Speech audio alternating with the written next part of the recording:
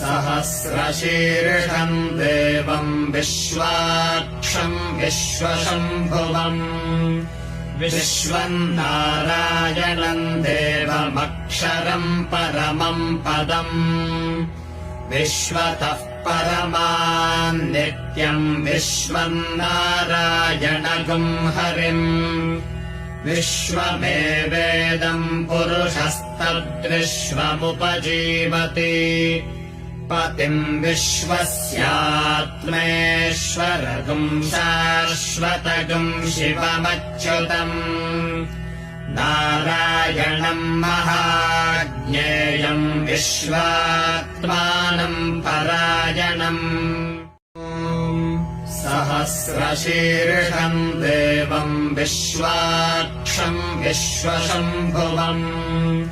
विश्वम् नारायणम् देवमक्षरम् परमम् पदम् विश्वतः परमान् नित्यम् विश्वम् नारायणगुम् हरिम् विश्वमेवेदम् पुरुषस्तद्विश्वमुपजीवति पतिम् विश्वस्य